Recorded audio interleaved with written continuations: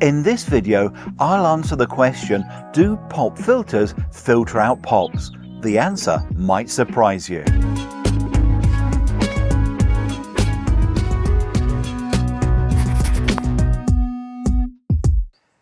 If you record voiceovers or vocals, you'll know that words that begin with certain consonants can be tricky. The start can have a strong thump or a blast superimposed over the word, and it's often words that start with P's and B's. This is what I mean. Peter Piper picked a peck of pickled peppers. A peck of pickled peppers Peter Piper picked. You should have heard a few pops, which almost sound like a thump on each of those P's. But before I can answer the question, do pop filters filter out pops, we need to understand what causes popping.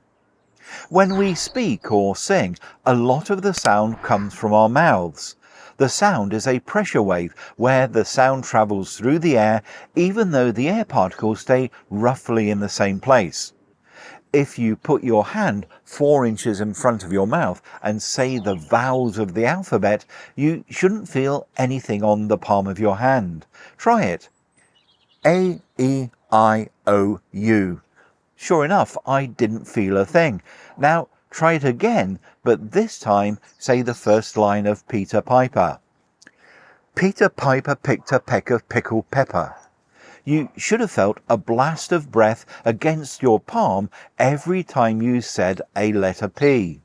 So now you're not just producing sound waves, but also a blast of air. And it's that blast of air that causes the pop in your recording. The difference between the words that cause pops and those that don't is that blast of air. So what's happening? Well, when the sound wave reaches the microphone, it causes the diaphragm to vibrate in a way that matches the vibrations in the sound wave. This causes a varying electric current in the microphone that represents the sound. Now, everything is fine until a blast of air from one of those consonants arrives at the microphone. While the sound wave causes a small back and forth movement, when the air blast hits, the microphone's diaphragm is distorted far beyond its normal range of positions. The resulting electric current spikes massively, resulting in a sound that is reminiscent of a thump, which we call a pop. So the pop is literally a sound that has been created in the microphone by the blast of fast-moving air. Until that moment, there was no pop. Therefore, pop filters don't filter out pops, because the pop is an electrical artifact that was created in the microphone. The pop filter stops the blast of fast-moving air that would otherwise cause that pop. The way a pop filter works depends on its design. With fabric mesh pop filters like this one, the fabric diffuses and slows down the air. Good fabric mesh filters have 2 layers of fabric separated by an air gap. The first layer of fabric diffuses the air a little, which spreads out a bit in the air gap.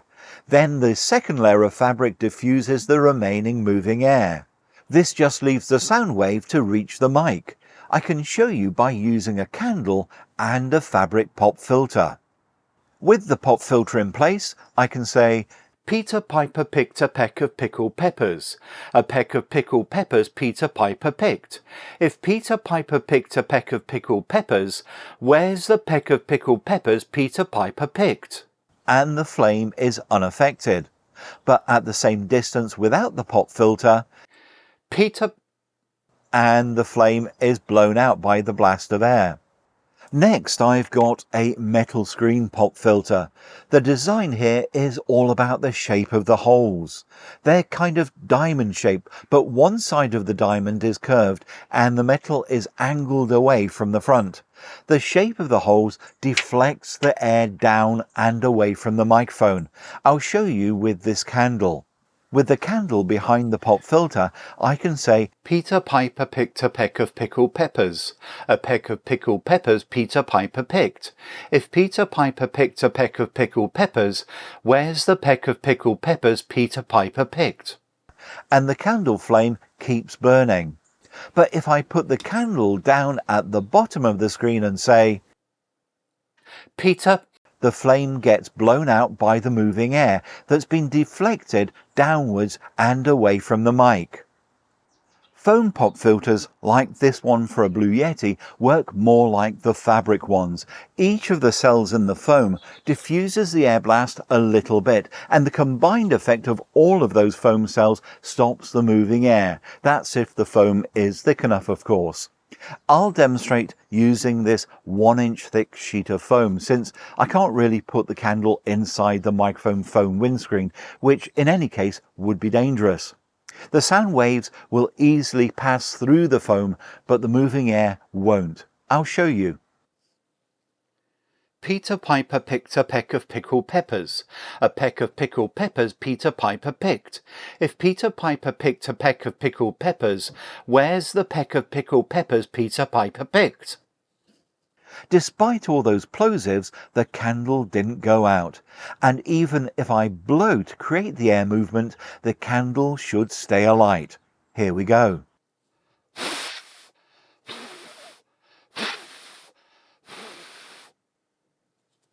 As you saw, the air from my mouth didn't extinguish the candle flame.